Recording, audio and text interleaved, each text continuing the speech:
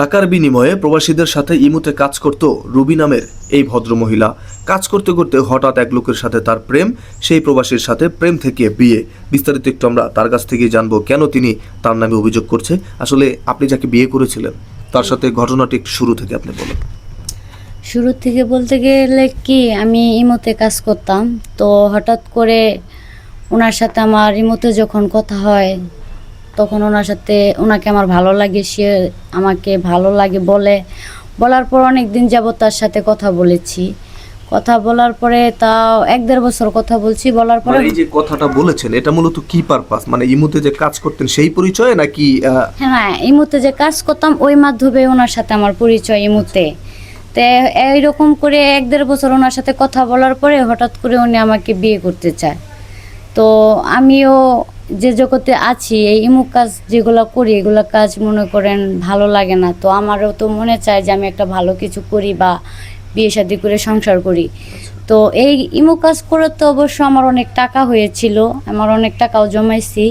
তো টাকা দিয়ে তো ভাই জীবন যায় না আমাদের। তো আমাদের আচ্ছা, আমি একটা প্রশ্ন রাখতে চাই আপনার কাছে। আপনি বললেন যে ইমুতে কাজ করে আপনি অনেক টাকা গুছিয়েছেন, কিন্তু টাকা দিয়ে মেয়ে মানুষের জীবন যায় না। আসলে এটা কেন? আমরা তো সাধারণত জানি টাকার কাছে পুরো দুনিয়া হার মানে। হ্যাঁ, টাকার কাছে সব কিছুতে হার মানে। টাকা হলে কাঠের পুতুলও কথা বলে, এরকম হয়। কিন্তু আমাদের যে একটা শারীরিক চাহিদা, যেটা ইমুতে আমরা কাজ করি, এগুলো তো মনে করেন লোকেও ভালো বলে না, সমাজও ভালো চোখে নেয় না। তো আমাদের মতো মেয়েরাও কিন্তু চায় যে বিয়ে শাদী করে সংসার করুক। তো এরকম একটা সময় ওই ছেলেটার সাথে কথা বললাম 1-1.5 বছর। এক কথা দু কথা ওনার সাথে আমার প্রেম হয়ে যায়। পরে আমরা মোবাইলের মাধ্যমে বিয়ে করি। তো বিয়ে করার পরে অনেক দিন মনে করেন যে সে প্রবাসী ছিল আমাকে বিয়ে করার পরেও। তো হঠাৎ করে আমি ওনাকে একদিন বললাম যে তুমি আমাকে বিয়ে করছো, প্রায় বছরখানি হয়ে গেছে, তাহলে এখন তুমি দেশে চলে আসো। সে আমাকে বলে ফোনের মাধ্যমে বিয়ে হয়েছে এবং বিয়ে হওয়ার পরে আপনার স্বামী প্রবাসী ছিল? হ্যাঁ, প্রবাসী ছিল।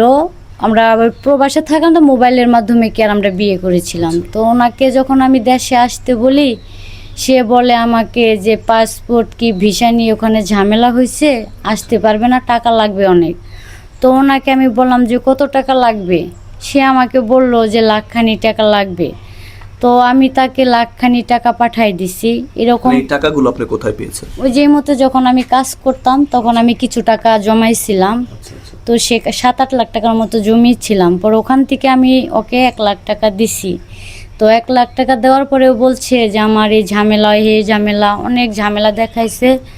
তারপরে এমনি করে সে আমার কাছ থেকে প্রায় 6 লাখ টাকার মতো সে নিচ্ছে। মানে আপনার সেই প্রবাসী স্বামী আপনার কাছ থেকে মানে ঝামেলা দেখিয়ে ধাপে ধাপে প্রায় 6 লক্ষ টাকা নিয়েছে। তারপর নেওয়ার পরে হঠাৎ করে দেখি ওনার মোবাইল সুইচ অফ।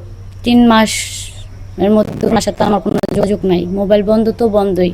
এখনো পর্যন্ত আর কোনো যোগাযোগ হয়নি প্রবাসী স্বামীর সাথে? না, এখনো পর্যন্ত কোনো যোগাযোগ হয় নাই। তো আমার যেটা বুঝার আমি সেটা বুঝে নিয়েছি।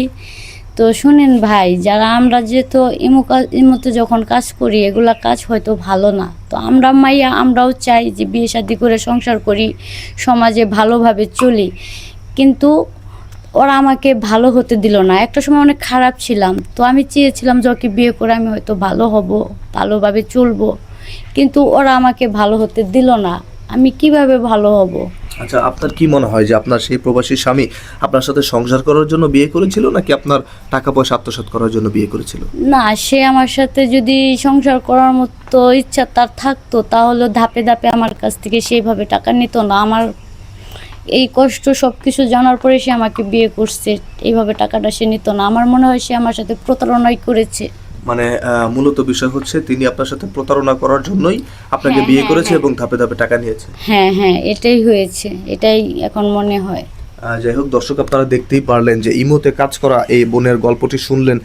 তিনি কিন্তু ভালো হবার জন্য, জীবনটাকে সুন্দরভাবে গোছানোর জন্য এক প্রবাসীকে ফোনের মাধ্যমে বিয়ে করে এবং সেই প্রবাসী বাংলাদেশে আসার প্রলোভন দেখিয়ে তার কাছ থেকে ধাপে ধাপে প্রায় 6 লক্ষ টাকার মতো নিয়েছে। সো এই যে এই ধরনের কাজগুলো আপনারা যারা করছেন, মানুষ হয়ে অমানসিক ধরনের কাজগুলো করছেন, তারা একটু নিজের বিবেকের কাছে প্রশ্ন রাখুন যে এই মেয়েগুলো, এরকম মেয়ে আমাদের বাংলাদেশে অনেক আছে।